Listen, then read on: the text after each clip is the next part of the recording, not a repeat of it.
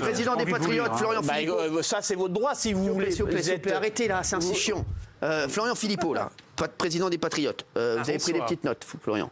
Comment ça va, vous? Bah ça va. Vous avez l'air en forme, vous. Bonne année. Ouais, bah bonne année. Puis, On va mettre un petit peu de détente sur le plateau. La santé, c'est vrai que vous êtes tout détendu, Lucie. Oui, mais oui.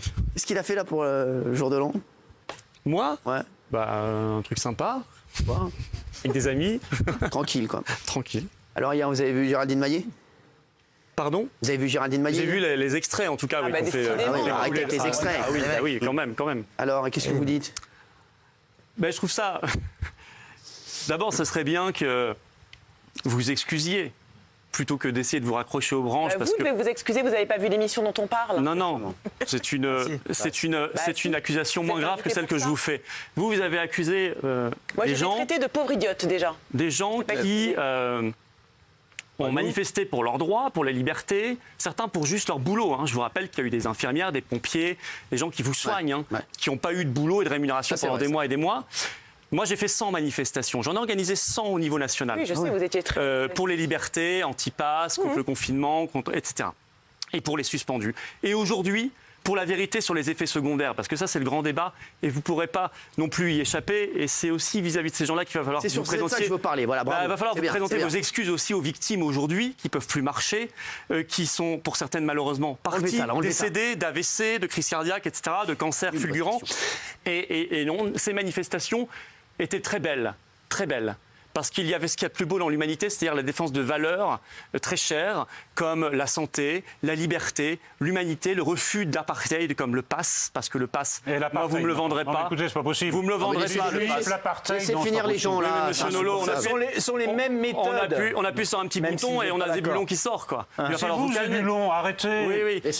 Les anti-vax se sont mis vous avez, vous deux, sur ce plateau et ailleurs, pendant des mois, vous avez raconté n'importe quoi. Vous m'avez traité, moi et d'autres, de tous les noms, parce qu'on expliquait que ça n'empêchait pas la contamination, la transmission. Vous nous expliquez, monsieur Nolot, j'ai une notion de débat enflammé ici, vous me disiez, la Suède, c'est l'apocalypse parce qu'il ne faut pas le pass. Non, la Suède, il faut beaucoup mieux. Mais justement, maintenant, ça vous dérange. À l'époque, vous aimez bien. À l'époque, vous étiez ravis de parler de la Suède, parce que vous me disiez, comme ils ne font pas le masque obligatoire, ils ne font pas le pass, ils ne font pas le confinement. Ils ont fait le pass, la Suède, justement. J'ai appelé la Suède. Non. Vous avez appelé la Suède, comment elle va, la Suède? Moi, la Suède. Elle a appelé Chris Prols. Non, mais sachez qu'ils ont fait le pass, justement. Vous avez appelé Ikea, là, appelé Ikea. Non, mais monsieur Philippot... vous êtes allé faire un petit tour à Ikea et vous avez compris quelque chose. Écoutez, il n'y a jamais eu de pass en vous essayez l'humour, c'est raté. Je vous assure, j'ai appelé des amis... C'était ma vanne. Ah, pardon. Alors, ce n'est pas mal. Vous n'essayez pas d'argumenter parce que ce sera encore plus raté, madame. Je vous assure, la Suède n'a jamais fait de pass. Je demande à ce que vos équipes cherchent. Vous allez voir. Le pass sanitaire a été en urgence rétabli en Suède. Mais la Suède, il n'a pas été rétabli, il n'y a pas eu de passe en Suède. Il a été établi. Non mais, je sais pas, on va regarder, mais à mon avis... Est-ce que je peux vous envoyer l'article? Oui, mais je pense que vos amis suédois... En tout cas, à l'époque, vous me disiez ça va être l'apocalypse. Aujourd'hui, c'est eux qui ont le moins de mortalité. Non, mais donc vous avez tort. C'est vrai, c'est eux qui ont le moins de mortalité. Moi, j'ai envie de dire une deuxième chose. Mais vous avez tort. Parce que tout ça, c'est lunaire. C'est lunaire. Mais je crois que vous faites ces accusations-là maintenant parce que c'est maintenant que sortent toutes les vérités sur les victimes, les effets secondaires. Vous avez des commissions d'enquête aux États-Unis, Monsieur Fauci qui a été mis sur le grill au Congrès américain, commission d'enquête au Royaume-Uni, des procès au Danemark. Au Danemark, ils ont payé 1,5 million d'euros d'amende parce qu'il y a une infirmière 31 ans qui s'est retrouvée à 90% en incapacité après sa 3e dose. Et en France, évidemment, c'est à chape de plomb. On essaie de rediaboliser les gens. Je ne suis pas dupe de tout cela. Je pense qu'au moment où il y a encore ce matin des... C'est un meeting ou un débat? Parce que laissez-le s'exprimer. Non, mais ça fait 3 quarts d'heure. C'est bon, là.